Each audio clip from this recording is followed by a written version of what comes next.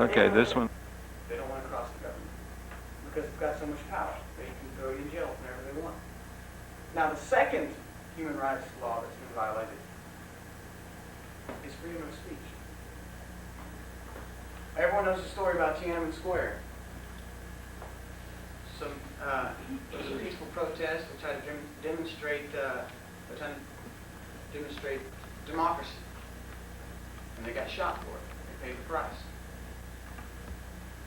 Well, when you don't have the freedom of speech, people can't come together, and they can't revolt against a law that's not just, because they're scared to death. They don't have that right. And so all they can do is cross their fingers and hope that the government doesn't pass a bad law. Because if they do come together, they too will have to pay the price. And they may get shot. Well, you're probably wondering what this means to you. Why is this important? Well, I'll tell you. Now, there's one real important reason that I think. You see, China is a communist country. They don't uphold human rights. If they want to become more democratic, they have got to uphold human rights, like freedom of speech. They've got to have fair trials. In the history of the United States, throughout its entire history, we've never, not once, picked up a gun against another democratic nation.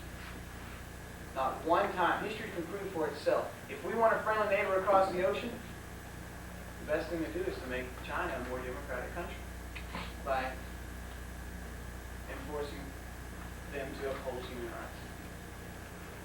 Okay? Now, with this in mind, the funny thing is that our government is not applying any pressure on China. They're on our most favored nations list. They're in the UN. You know, China is breaking some international laws of human decency. And they continue to be on our most favored nations list. We continue to do nothing. It's a policy of pretend like it's not there. Now, this is where my plan comes into effect. You see, China's not applying, the U.S. government's not applying any pressure on China. My plan is simply just to apply pressure on China to improve human rights and keep applying this pressure until it changes. And what are the details of my plan? There's 3 steps. The first thing is to threaten to take away our most favored nations, threaten to pull China off our most favored nations list. Okay, now the second step is kind of obvious. If they fail to improve the human rights, of course, take them off the most favored nations list. Now, this is probably the extent that we'll have to go, because China will probably change now. But if they're still hard-headed enough, the third step is we must stand strong. We have to stand because they may want to test the waters, and we have to continue to keep them off our most favored nations list in order for them to change. Now, according to Lloyd Vincent, he was a U.S. senator, he stated, under the most favored nations, we have seen a $3 billion increase on our exports to China. We've earned $3 billion, basically what he's saying. But China has seen a $14 billion increase in its exports to the U.S. That's ever since we put China on our most favored nations list, they've earned $14 billion. Now, anytime you threaten to take away $14 billion from a country, they're going to listen to what you're asking for. Okay, this is proof that it's going to work. Another reason why I know that this plan will work is it's worked before. We've done it to China before, and it's worked. Back in 1991. It was Robert F. Durain in America, November 2nd, yes, 1991, on page 308. It states, when Congress was threatening to cut off most favored nation status to China, China released hundreds of demonstrators and joined the nuclear proliferation treaty.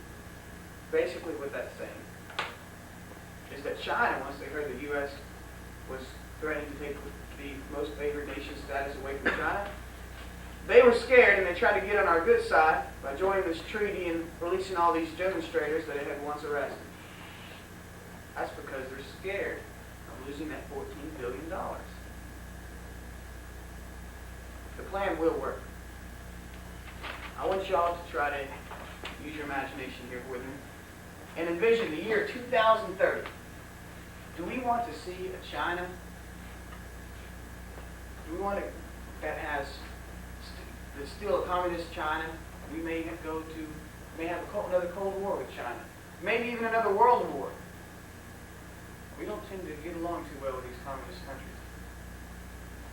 Or would you like to see in the year 2030 a new democratic president being elected in China?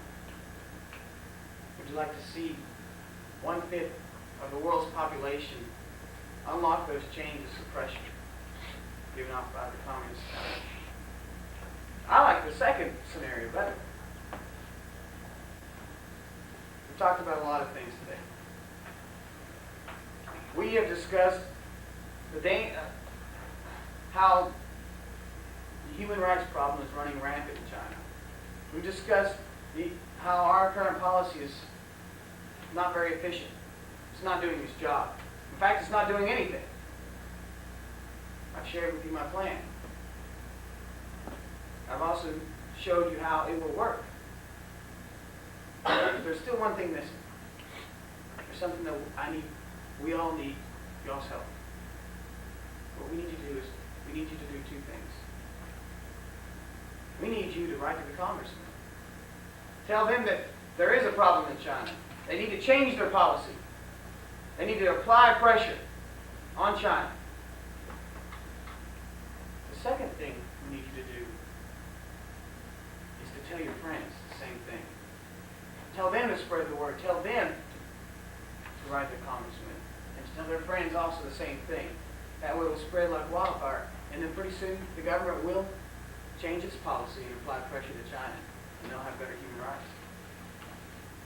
What we need to do is wake up. Wake up and notice the human rights problem in China. Wake up and see how inefficient our current policy is towards China. We need to wake up and do something.